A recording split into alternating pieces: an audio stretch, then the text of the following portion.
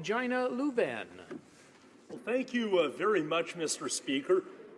Thank you, Mr. Speaker. It's a great honor to rise in this House today, the 150th anniversary of the first ever sitting of our federal parliament.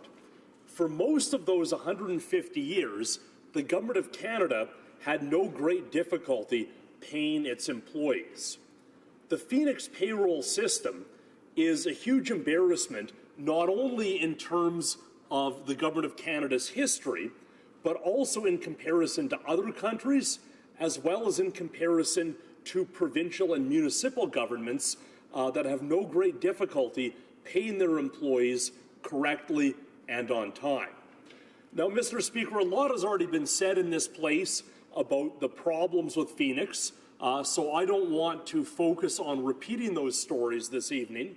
What I'd like to do is put forward 3 concrete solutions to the Phoenix boondoggle, and I'll be very interested in hearing the government's responses to these proposals. I think the first solution, Mr. Speaker, is to develop and make use of the expertise that exists within our federal public service. A big part of the problem with Phoenix was the notion of contracting out quite complex federal government payrolls. And I fear that the other House of Parliament, the Senate, is actually going even further down the road of contracting out by trying to find an alternative supplier for its payroll system.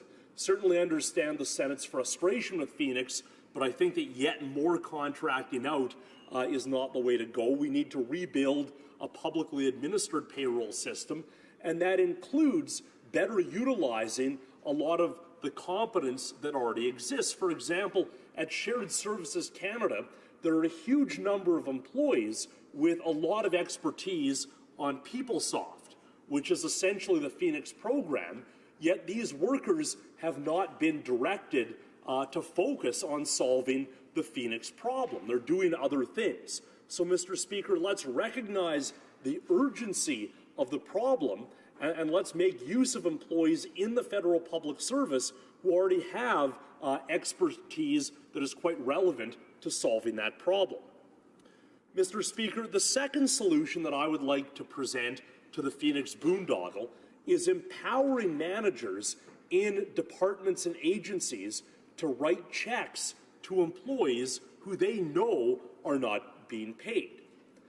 Every employee's first paycheck is a paper check because it's recognized that it would take time to incorporate people into an automated system. So the Government of Canada obviously has the capacity to write checks. Managers know how much their employees should be getting paid. So if someone isn't getting paid, rather than allowing them to miss mortgage payments and lose their home, why aren't we empowering managers to simply cut them a check?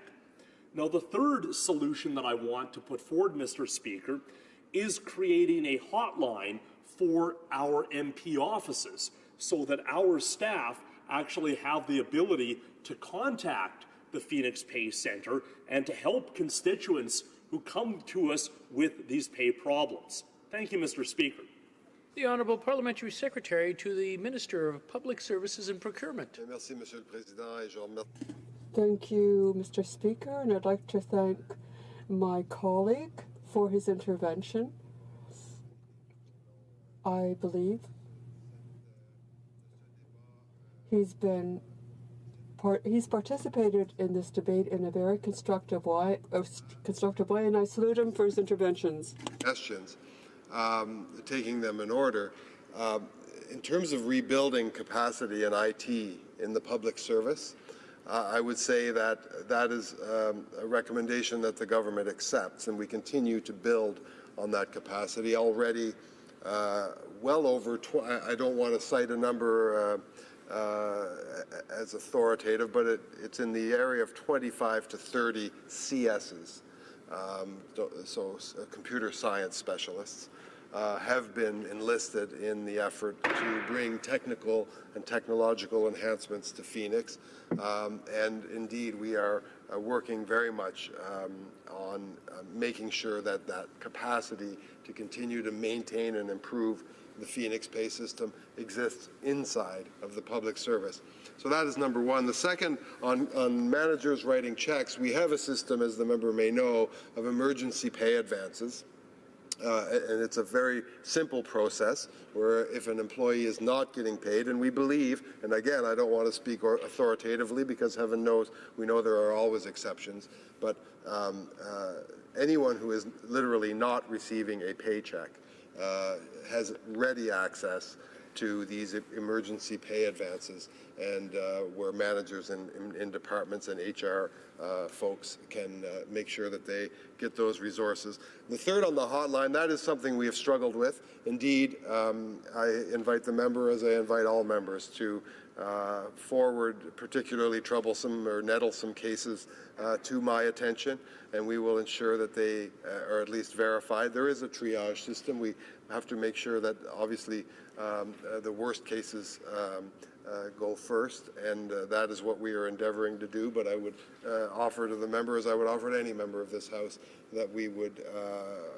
verify anything that would be identified by him or any other MP as a nettlesome case. I do want to reflect on a few things with respect to Phoenix, and of course this government has an ardent desire to make sure we get to the end of the problems associated with the Phoenix pay system. That is what we're working on every day. That is what I wake up very motivated to do on any given day, Mr. Speaker. We are getting to the bottom of these issues. We have invested significant resources, and we are doing significant work in rebuilding that capacity that was so drastically torn away from the HR and pay communities in the Government of Canada by the previous government when they sacked 700 public servants, the very people that were required to do an IT transformation of the scope and scale of Phoenix. So there's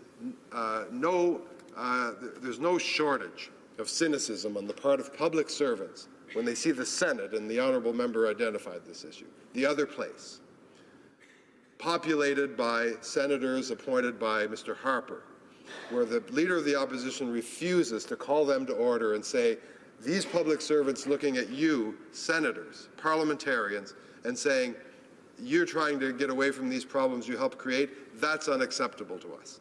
And it's unacceptable to us as well. We work hard with departments, we work hard on solving their problems, but the Senate should stick with the program. The honourable member for Regina, Lewvan. Well, thank you, Mr. Speaker. And the parliamentary secretary seems to suggest that the emergency pay system is simple and working properly. That's clearly not the case. We have instances of federal public servants losing their homes because they can't make mortgage payments. One of the fundamental problems is that emergency pay is essentially a loan that the employee has to pay back, when in fact what we should be doing is writing checks and crediting that against the pay that the employee is owed, rather than expecting them to return the money later on. On the whole issue of a hotline for MP offices, I think it's a very important point that constituents come to our constituency offices expecting service. And if they need help with immigration or EI, there's a number in place that our staff can call to help resolve the problem.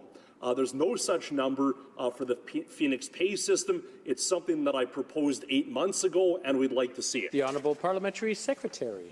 Well, thank you, Mr. Speaker. I do want to reassure the member and this House that these problems are a major source of preoccupation of the government. We continue to work away at implementing these collective agreements that went negotiated by the previous government, such that we were having to negotiate agreements that were on the verge of expiring with our public servants because the previous government let all of these agreements not only expire, but go well past that deadline. We're now implementing those. That is, of course, added to the very large volume of work engendered by the Phoenix pay system. We're getting on top of it. We're very confident that once these collective agreements are implemented, that we will then be able to make continuous improvement in the system, improvements that I know the members seeking, and certainly improvements that I'm very, very motivated to secure. Thank you, Mr. Speaker.